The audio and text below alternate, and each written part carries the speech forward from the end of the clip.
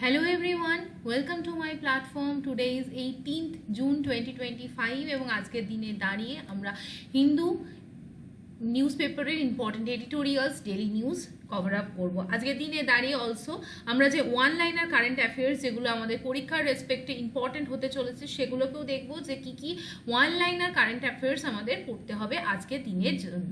তাহলে দেরি না করে শুরু করা যাক আজকের ক্লাস। সো প্রথমত this is the front page of the Hindu news paper, যেখান থেকে দেখবো আমরা in continuation some of the events আছে, যেটাকে কিন্তু অলরেডি আমরা লাস্ট 2-3 ডেজের মধ্যে কভার আপ করেছি। যদি তোমরা কেউ ভিডিও না দেখে থাকো, please refer those past videos to get the clarity about the news. First news is regarding the Iran and Israel current war. সেই জায়গা থেকে দাঁড়িয়ে ইন্ডিয়া কিন্তু চেষ্টা করছে যে ইন্ডিয়ান যারা সিটিজেন্স আছে, এছাড়া also there is a mention that all Indian nationals also the people of Indian origin who are using own vehicles to leave the city for a safer locations. তো এখানে দেখো ইন্ডিয়ান এম্বাসিরা কাদের সাথে contact করতে চাইছে, also the পিআইওর full form কি, people of Indian origin. এই জায়গা থেকে দাঁড়িয়ে আমাদের একটা ক্লিয়ার ডিস্টিংশন বুঝতে হবে, এখান থেকে কোয়েশ্চেন্স আসতে পারে।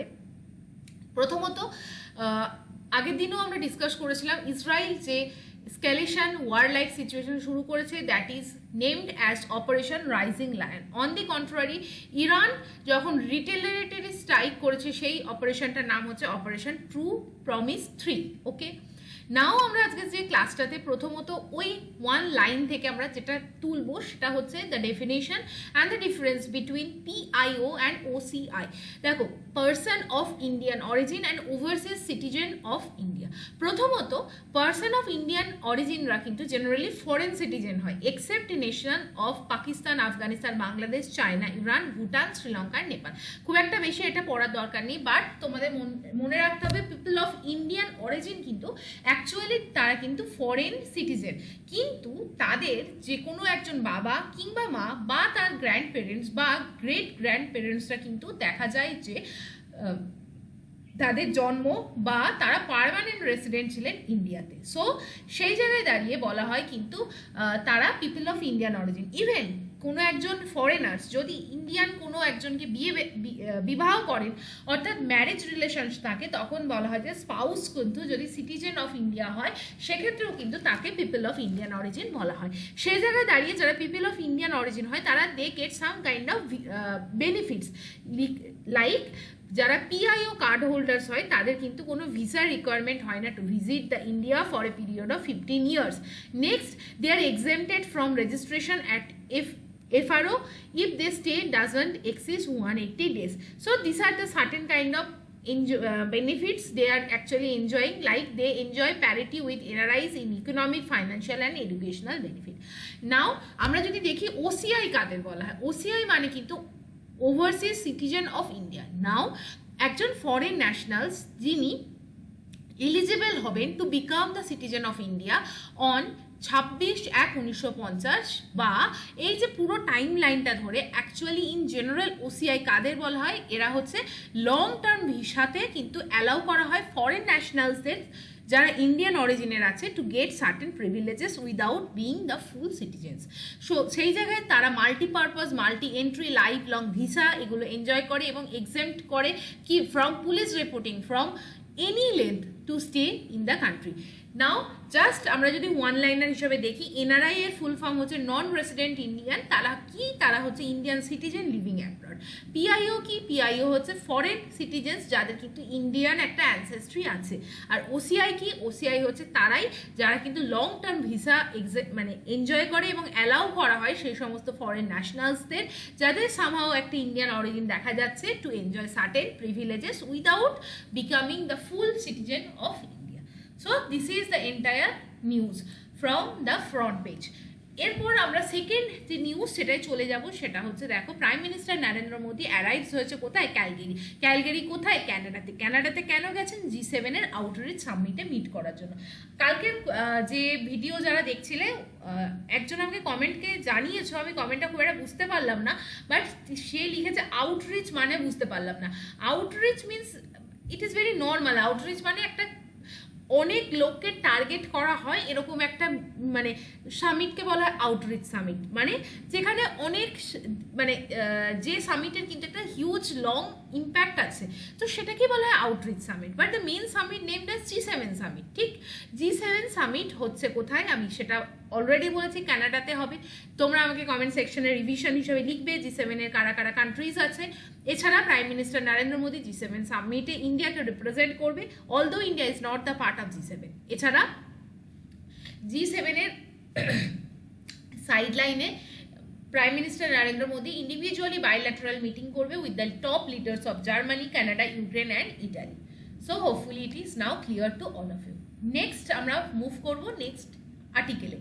Next article is related with some news, যেটা হচ্ছে related to the state of West Bengal. Very মানে এমন একটা নিউজ যেটার জন্য অনেক চাকরি পরীক্ষার্থীরা চাকরি আটকে আছে, এমন একটা নিউজ যেটার জন্য অনেক জায়গায় অনেক কলেজের স্টুডেন্টরা তাদের অ্যাডমিশন নিতে পারছেন না, and this is the news related with the other backward class list.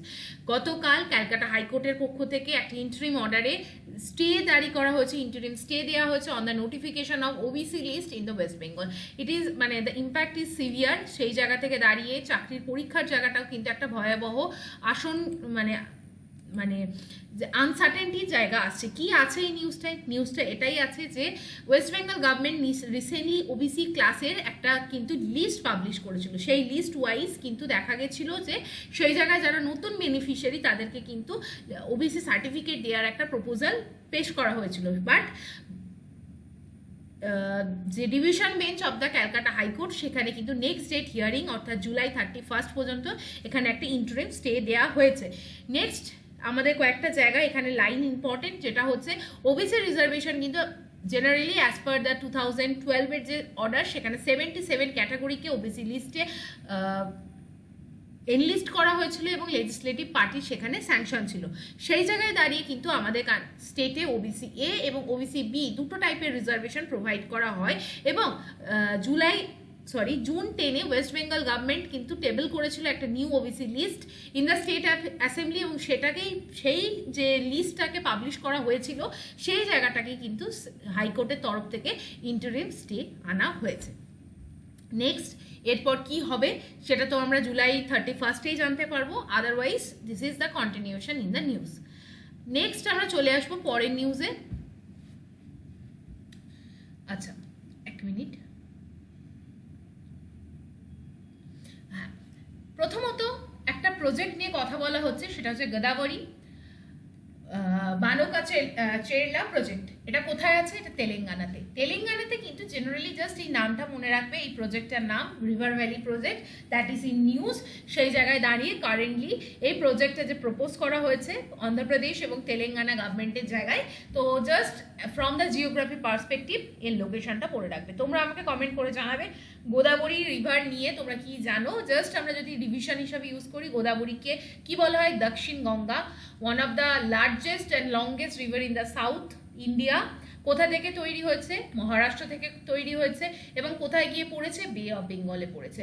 অন্ধ্রপ্রদেশের কাছে রাজামন্দ্রিতে কি হয়েছে? গোদাবরী কিন্তু দুটো শাখায় ভাগ হয়ে গেছে, one is Gautami, another is Vashishtha. ঠিক, নেক্সট আমরা পড়বো ইম্পর্টেন্ট একটা নিউজ, দ্যাট ইজ কি টার্মারিক যে ফার্মিং অর্থাৎ হলুদ যে চাষ করা হয়, that is a new way to thwart. এটার মানে কি? এটার মানে হচ্ছে টু প্রিভেন্ট করা, ঠিক, বাধা দেয়া কি ওয়াইল্ড অ্যানিম্যালের যে থ্রেট ইন দ্য কেরালাস মুন্নার।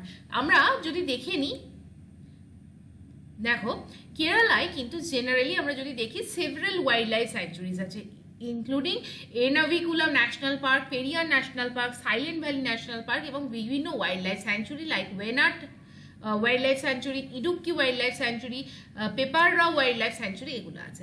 এবং আমরা যদি কেরালায় দেখি তাহলে কেরালায় is very much natural habitat to elephant, এবং এই এলিফ্যান্টরা অনেক সময় দেখা যায় যে জেনারেল যে ফিল্ড ল্যান্ড ক্ষেত সেই জায়গায় এসে যায় এবং সেই জায়গা থেকে দাঁড়িয়ে সেই সমস্ত জায়গায় কৃষিকাজ করা কিন্তু দুর্বিষহ হয়ে ওঠে। বাট ওয়ান থিং নোটিস করা যায় যে কি একসময় যে সমস্ত অ্যাবান্ডেন্ট যে ক্রপ ল্যান্ডগুলো ছিল ট্রাইবালদের দ্বারা যেগুলো চাষ করা হতো মুন্নার ডিস্ট্রিক্ট ইন দ্য কেরালা, সেখানে কিন্তু পার্টিকুলারলি কি করা যাবে, এখন গ্রিন কার্পেট করা যাবে, অর্থাৎ গ্রিন কভারেজ আরও বাড়ানো যাবে। কিভাবে? Just by actually cultivating the turmeric. কারণ টারমারিক এমন একটা জিনিস, সেই টারমারিকে কিন্তু কখনো হাতির অ্যাটাক হয় না, এটা ট্রাইবাল পপুলেশনরা নোটিস করে, এবং সেই জায়গায় দাঁড়িয়ে কিন্তু এই যে সমস্ত যে মানে পড়ে থাকা ল্যান্ডগুলো, ঠিক আছে, অ্যাবান্ডেন্ট ল্যান্ডগুলো, সেই জায়গায় কিন্তু টারমারিক কাল্টিভেশনকে ইন্ট্রোডিউস করা হচ্ছে, এবং tribal population to it up with the financial support of the forest department. এখানে পার্টিকুলারলি ফরেস্ট ডিপার্টমেন্টের তরফ থেকে কিন্তু টারমারিক কাল্টিভেশনকে মানে এনকারেজ করা হচ্ছে, এবং সো দ্যাট সেই জায়গা থেকে কিন্তু তাদের একটা ইকোনমিক্যাল অ্যাডভান্টেজ হয়। এছাড়া আমরা কি দেখবো, Kerala is a home to number of wild life sanctuaries, like আমি যেটা বললাম Ernakulam national park, Anamudi Shola national park. এছাড়া ট্রাইবাল ফার্মিংকে এখানে ইন্ট্রোডিউস করা হচ্ছে, যাতে কিন্তু এই জায়গার ইকোনমিক্যাল সাস্টেনেবিলিটি, ভায়াবিলিটি এবং এনভায়রনমেন্টাল যে জায়গাটা সেটা কিন্তু প্রপারলি ইমপ্রুভ হয়। So this is the news. Next আমরা চলে আসছি পরের নিউজ, দ্যাট ইজ এই যদি আমরা ছবিটা দেখি, এখানে কি দেখা যাচ্ছে, স্প্রেডিং দ্য ওয়ার্ড। এইখানে কি আমাদের জুন 21 আপকামিং যে ডেজ আসছে ভেরি ইম্পর্টেন্ট, সেখানে একটা ইন্টারন্যাশনাল যোগা ডে সেলিব্রেট হবে। এই ডেটটা খুব ইম্পর্টেন্ট, তো সেটার জন্য একটা অ্যাওয়ারনেস ক্যাম্পেইন বেরিয়েছে। নেক্সট আমরা চলে আসছি পরের জায়গা, কেরালা থেকে একটা নিউজ আছে, আর একটা হাইকোর্ট ব্যান করেছে single use plastic in the hilly areas. আমরা দেখছি কেরালা মুন্নার আবার একটা ইম্পর্টেন্ট জায়গা। তোমরা আমাকে কমেন্ট করে জানাবে মুন্নার কোন হিল স্টেশনের ওপর অবস্থিত, কোন পাহাড়ের ওপর মুন্নার অবস্থিত। যেরকম উটি কোন পাহাড়ের ওপর অবস্থিত, নীলগিরির ওপর অবস্থিত, ঠিক। তাহলে তোমরা আমাকে কমেন্ট করে জানাবে যে মুন্নার শহরটি বা এই ট্যুরিস্ট ডেস্টিনেশনটা কোন পাহাড়ের ওপর অবস্থিত। নেক্সট আমরা চলে আসছি পরবর্তী যে আর্টিকেল বা এডিটোরিয়াল ডিসকাশনে, সেই জায়গাটায় আসবো। আমরা তোমাদেরকে একবার জাস্ট দেখিয়ে নিচ্ছি what is Netanyahu's end game in the Iran. এইখানে ইরান এবং ইসরায়েল নিয়ে আলোচনা করা হয়েছে, এবং this is very much in details writing, খুব একটা পড়ার দরকার নেই। You can just pause the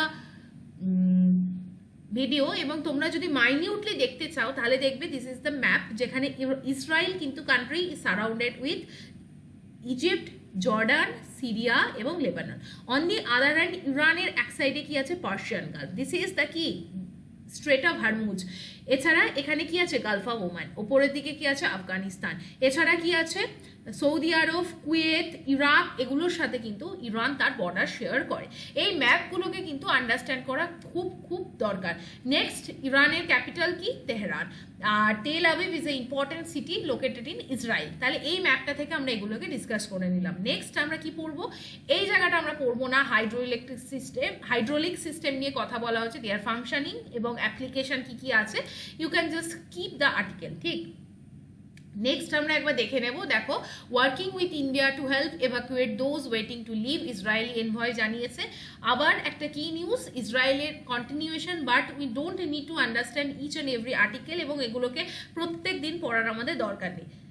now Indians caught in the crossfire, যেখানে কিন্তু ইরান ইসরায়েল যে ডেসপারেট মুভ হচ্ছে, সেখানে প্রচুর ইন্ডিয়ানরা রিটার্ন করতে চাইছে হোমে বা ইন্ডিয়াতে ফিরে আসতে চাইছে। দিস ইজ দ্য নিউজ, একই নিউজের কন্টিনিউয়েশন, নট রিলেটেড। নেক্সট আমরা যে জায়গাটা এবার পড়বো, দিস ইজ দ্য এডিটোরিয়াল। এই দুটো এডিটোরিয়াল আমি তোমাদেরকে বলে দিলাম, নিজেদের মতো করে পড়তে পারো।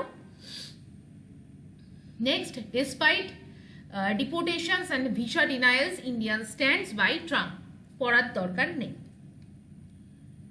আচ্ছা, দ্যাট হার্ড নিউক্লিয়ার এজ, এটা তোমরা নিজেদের মতো পড়তে পারো। নিউক্লিয়ার উইপন নিয়ে একটা ডিসকাশন আছে, otherwise you can skip the article. আচ্ছা, নেক্সট আমরা যেটা পড়বো সেটা হচ্ছে India needs to design an inclusive pension system. এই আর্টিকেলটা আমরা ইন ডিটেলস দেখবো, এবং আমরা যদি ওপরের বড় আর্টিকেলটা একবার দেখে নিই, that is A chance to rebuild the trust, restore faith in the air travel. খুব ডিটেলসে এগুলো পড়ার দরকার নেই, যে এয়ার ইন্ডিয়ার যে ফ্লাইট যে ক্র্যাশ হলো সেই রিলেটেড এখানে আর্টিকেল। আমরা আরও কীভাবে এয়ার ট্রাভেলকে সেফার করতে পারি, রিভিল করতে পারি, মানুষের ট্রাস্ট ফিরিয়ে আনতে পারি। That is the news written in the form of editorial. বাকি আমরা আজকে এবার পেনশন সিস্টেম নিয়ে ডিসকাস করব। পেনশন আমাদের কান্ট্রির একটা ইনক্লুসিভ সিস্টেম, যেটা কিন্তু আমাদের ইকোনমিক সাস্টেনেবিলিটি অ্যান্ড ভায়াবিলিটিকে সিগনিফাই করে। What is written in the news article? Let's see. প্রথমত কি বলা হয়েছে, pensions are essential for maintaining the economic stability dignity after retirement.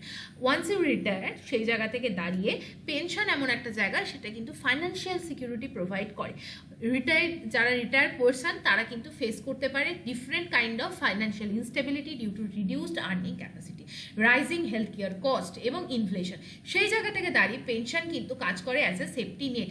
Economic সার্ভের যে রিপোর্ট, সেটা কিন্তু কি দেখাচ্ছে, আমাদের কান্ট্রির 17% অফ দ্য জিডিপি কিন্তু পেনশন হিসাবে প্রোভাইড করা হয়। কিন্তু অন্যান্য আমরা যদি অ্যাডভান্সড ইকোনমিক ক্লাসকে দেখি, সেখানে দেখবো অন্যান্য কান্ট্রিতে 80% পর্যন্ত পেনশনের জায়গায় কিন্তু মানে অ্যালোকেট করা হয়। এবং আমরা যদি ইন্ডিয়াকে দেখি, তাহলে 12% অফ দ্য ইন্ডিয়ান ওয়ার্কফোর্স তারা কিন্তু ফর্মাল পেনশন স্কিমের আন্ডারে আছে। এছাড়া আমাদের বিভিন্ন প্যারালাল স্কিম চলে এবং যার দ্বারা কিন্তু আমাদের মানুষদেরকে প্রোটেক্ট করা হয়। এছাড়া ভলেন্টারি আমরা পেনশনকে অ্যাডপ্ট করতে পারি। আর্লি এজে যারা ধরো স্টেবল ফর্মাল সার্ভিসে নেই, but they want to get the benefit of the pension, তার জন্য কিন্তু আমাদের গভর্নমেন্টের পক্ষ থেকে আছে কি National Pension System and Atal Pension Yojana. কিন্তু এই দুটো স্কিমকেও যদি এগ্রিগেটে দেখি, তাহলে কিন্তু সেটা only cater to the 5.3% Indian total population. Next আমরা যদি পরের সেগমেন্টে চলে যাই, that is the integrate the informal sector. আমরা জেনারেলি যারা ধরো গভর্নমেন্ট সার্ভিস করি বা খুব ফর্মাল সেক্টরের সাথে related, they are only getting or entitle to get the benefit of the pension, but it is not at all present in the informal sector. But the author is writing or urging that there is a severe need to introduce the pension system in the informal sector too. সেই জায়গায় দাঁড়িয়ে আমাদের কান্ট্রির যে 85% যে informal labour force, তারা কিন্তু contribute করছে আমাদের, এবং সেই কন্ট্রিবিউশন কিন্তু অলসো মানে largely comes from the gig economy. সেই জায়গায় দাঁড়িয়ে কি বলা হয়েছে, exclusion from the pension framework is not only a policy gap but also লুমিং financial crisis in the market. সেই জায়গায় দাঁড়িয়ে আমাদের ইন্ডিয়া নতুন পাথ কি হবে টু অ্যাটেন্ড 2047 যে আমাদের টার্গেট আছে, সেই জায়গায় দাঁড়িয়ে পেনশনকে কিন্তু হলিস্টিক্যালি এভরি সিটিজেনদের জন্য এনশিওর করা। কারেন্টলি আমাদের expansion of the pension coverage is hindered by the issues that are link to the scalability, sensation এবং সেন্সিটাইজেশন এবং হচ্ছে আমাদের সাস্টেনেবিলিটি। অর্থাৎ আমাদের কিন্তু র্যাপ আপ করতে হবে, স্কেল আপ করতে হবে পেনশনের যে কভারেজ, সাস্টেনেবল করতে হবে এবং সেন্সিটাইজ করতে হবে, যাতে কিন্তু সবাই বোঝে what is the benefit of the pension. Next কি বলা হচ্ছে, although the government has introduce social security for gig workers funded in part by the aggregators. সেই জায়গাতেও দাঁড়িয়েও কিন্তু আমাদের এখানে কমপ্লেক্স ওয়েব একটা আছে, যেখানে দাঁড়িয়ে প্যারালাল স্কিমগুলোকে অ্যাড্রেস করা প্রপারলি সম্ভব হচ্ছে না। নেক্সট আমরা চলে আসছি পরের পোর্শনে, that is the another comparison with the another rest of the parts. যদি আমরা জাপানকে দেখি, জাপান কিন্তু অপারেট করে a mandatory flat rate contribution scheme for all the resident between 20 to 59। অর্থাৎ জাপানে 20 থেকে 59 বছরের প্রত্যেকটা রেসিডেন্টকে ম্যান্ডেটরি একটা কন্ট্রিবিউশন করতে হয়, যেটা কিন্তু তাদেরকে পেনশন হিসেবে রিটার্ন করা হয়। সিমিলারলি নিউজিল্যান্ডেও যদি আমরা দেখি, universal flat rate public pension system available for all the resident age 65 years. তারপরেও এছাড়া আমাদের যে কান্ট্রিতে হোয়াট ইজ দ্য প্রবলেম, আমাদের কান্ট্রির প্রবলেম হচ্ছে ফাইন্যান্সিয়াল লিটারেসি। আমরা জানি না how to manage hour finances. সেই জায়গায় দাঁড়িয়ে আমরা যে পেনশনের গুরুত্ব, ভবিষ্যতে আফটার রিটায়ারমেন্ট আমাদের কি হবে, এই বিষয়ে কিন্তু আমাদের প্রপার অ্যাওয়ারনেস এবং সেন্সিটাইজেশনের অভাব রয়েছে। সেই জায়গায় দাঁড়িয়ে বলা হচ্ছে, for an example financial literacy policy আমরা যদি অস্ট্রেলিয়া দেখি, সেখানে স্কুল লেভেলে কিন্তু কারিকুলামে আমাদের সিলেবাসের মধ্যে, পড়াশোনার সিলেবাসের মধ্যে কিন্তু এই ফাইন্যান্সিয়াল লিটারেসি এবং সুপার অ্যানিউয়েশন মানে বার্ধক্যজনিত যে প্ল্যানিং, সেই জিনিসটাকে কিন্তু স্কুল লেভেল থেকে শেখানো হয়। But this is seriously lacking in the country like India. Now for an example আমরা যদি ইউনাইটেড কিংডমও দেখি, সেখানেও কিন্তু অপ্ট আউট পেনশন স্কিমের পলিসি রান করানো হয় ফর দেয়ার এমপ্লয়িজ। এছাড়া আনাদার এক্সাম্পলও বলা হয়েছে New Zealand, which is occupational pension fund operated আছে, যেখানে কিন্তু পেনশন নিয়ে যথেষ্ট গুরুত্ব দেওয়া হয় এবং সেই রিলেটেড প্রপার ইনফ্রাস্ট্রাকচারও সেই কান্ট্রিতে প্রেজেন্ট আছে। নাও এনশিওরিং সাস্টেনেবিলিটি এবং liquidity, China which performed on the index is currently facing challenges in maintaining its public pension system without support from the private pension fund. তো সেই জায়গায় দেখা গেছে যে চায়নার মতো একটা কান্ট্রিতে পাবলিক পেনশনকে চালু করার জন্য বা সেটাকে সাস্টেনেবল রাখার জন্য আমাদের দেখা যাচ্ছে প্রাইভেট কন্ট্রিবিউশনকে ইউজ করা হচ্ছে। নাও নেদারল্যান্ড, ডেনমার্ক, অস্ট্রেলিয়া এগুলো কিন্তু রিলাই করে প্রাইভেট ফান্ডের ওপর, যেখানে to support their public pension system. Now এই থার্ড টায়ার ফ্রেমওয়ার্ক আমাদের এবার কি করা দরকার বলা হয়েছে, আমাদের যে তিনটে প্রবলেম আছে, স্কেলেবিলিটিতে প্রবলেম আছে, সেন্সিটাইজেশনের প্রবলেম আছে এবং সাস্টেনেবিলিটির প্রবলেম আছে, সেই প্রবলেমকে আমরা কিভাবে কাউন্টার করতে পারি। ইন্ডিয়াকে need to harmonise the fragmented schemes into a tiered system overseen by unified regulator. অর্থাৎ আমাদের মানে বলা হচ্ছে একটা টায়ার্ড স্ট্রাকচার দরকার, ইউনিফাইড রেগুলেশন দরকার এবং আইডিয়াল ডিজাইন দরকার। Now then we can only ensure the flat rate contribution pension for all. Now establishment করতে হবে কি employer based scheme with auto enrolment, এবং সেই জায়গায় দাঁড়িয়ে ফাইনাল টায়ারে কিন্তু আমাদের ভলেন্টারি পেনশনকেও রাখতে হবে এবং সেখানে মানুষকে সেন্সিটাইজ করতে হবে যে আপনাদের ইনকামের কিছু পার্সেন্টেজ ভলেন্টিয়ার করতে হবে, যাতে সো দ্যাট আপনি কিন্তু সুপারঅ্যানুয়েশন টাইমে after the retirement you can get the reap of the thing. Now in addition কি বলা হচ্ছে measures such as targeted financial literacy campaign করতে হবে at the school level, college level, user friendly digital enrollment platform use করতে হবে এবং mandated annual disclosure of pension entitlement সেই সমস্ত কাজকে কিন্তু synchronize করতে হবে, মনিটর করতে হবে pension ফান্ডকে, so that we can achieve our long term pension obligations. Now in the last portion author কি বলতে চেয়েছেন সেটা বলেছেন ইন্ডিয়া আন্ডারগোজ এ ডেমোগ্রাফিক শিফট। আমাদের যে পপুলেশনের আমরা যদি ডেটাবেস দেখি আমরা দেখব আস্তে আস্তে আমাদের পপুলেশন কিন্তু এজিং পপুলেশনের দিকে যাচ্ছে। Therefore minimum pension guarantee and a well structured pension system for everyone including informal workers will ensure basic financial security during the retirement. Policy makers must act now to design a truly inclusive pension system for all regardless of their occupational status. Hopefully তোমরা এটা বুঝতে পারলে। Next আমরা আর একটা editorial নিয়ে discussion করব। এই যে এডিটোরিয়ালটা সেটা হচ্ছে ইজিং প্রাইসেস। দেখো এই জায়গায় কিন্তু আমরা জাস্ট সাম আপ করবো, we are not going to read the entire editorial line by line, because আমার মনে হয় না সেটা তোমাদের দরকার আছে, বিকজ অলরেডি আমরা অনেকগুলো অ্যাসপেক্ট নিয়ে কভার আপ করেছি। তাও আমরা যদি দেখি তাহলে হচ্ছে আমাদের যদি আমরা নিউজ ট্র্যাক করি তাহলে আমাদের কান্ট্রির যে রিটেল ইনফ্লেশন সেটা কিন্তু 75 months low 2.8% লেভেলে এসে দাঁড়িয়েছে। What is written is that wholesale যে ইনফ্লেশন সেটাও কিন্তু স্লো ডাউন হয়েছে to just 0.4%, the lowest in more than a year. The primary driver কে এই ইনফ্লেশনটাকে এত কমালো, that is the driving force is coming out from the food price, যেখানে আমরা একটা ড্রাস্টিক কন্ট্রাকশন দেখতে পেয়েছি এবং 12.4% কিন্তু ক্রুড অয়েল এবং ন্যাচারাল গ্যাসের প্রাইস কিন্তু কমে গেছে। বুঝতে পারলে প্রথমত তাহলে কিভাবে শুরু করা হয়েছে, ইনফ্লেশন কম, যার মেজর কারণ কি হোলসেল ইনফ্লেশন কমেছে, আরও একটা কারণ কি ফুড প্রাইস ইনফ্লেশন কমেছে। Apart from this crude oil এবং ন্যাচারাল গ্যাস প্রাইসেও কিন্তু ড্রপ এসছে। নাও ওভার সাপ্লাই মানে প্রয়োজনের থেকেও বেশি সাপ্লাই হয়েছে of oil and slowing global economy had meant that the months leading up to May had seen oil price fall considerably. বিভিন্ন কারণে মানে ওভার সাপ্লাই হয়েছে, production of crude oil has increased and also global economy slow down হয়েছে, যাতে কিন্তু অয়েলের price দাম কমে গেছে। সেই জায়গায় দাঁড়িয়ে ইন্ডিয়া কিন্তু যেখানে এমন একটা কান্ট্রি ইম্পোর্ট করে 80% তার অয়েল রিকোয়ারমেন্ট, সেই জায়গাটা কিন্তু ইন্ডিয়ার কাছে অনেকটা স্বস্তির জায়গায় এসেছে। সেটা ইভেনচুয়ালি ট্রান্সলেটেড হয়েছে কি আমাদের wholesale inflation of the country, আমাদের কান্ট্রির ইনফ্লেশন বা মুদ্রাস্ফীতি কমে গেছে। Next reserve bank of India কি করেছে, সেটা কিন্তু একটা কি করেছে মনিটারি যে পলিসি অ্যানাউন্সমেন্ট করেছে গত June 11 সেখানেই কিন্তু প্রেডিক্ট করা হয়েছে কি ইনফ্লেশন রেট থাকবে অ্যাভারেজে 3.7% এবং ইনিশিয়ালি এপ্রিল মাসে যে প্রজেকশন ছিল 4%, তার থেকেও কিন্তু এই ফোরকাস্ট কমিয়ে বলা হয়েছে আমাদের ইনফ্লেশন আরও আয়ত্তের মধ্যে থাকবে এবং 3.7%-এর কাছাকাছি থাকবে। সো এটা কিন্তু obviously falls within the comfort band of the RBI. Now overall আমরা যদি দেখি feeling until not too long ago was the inflation would continue to ease, অর্থাৎ আস্তে আস্তে আমাদের ইনফ্লেশন কিন্তু কমছে। Now in the second part, coming to the second part, আমাদের কি স্বস্তির জায়গা আছে?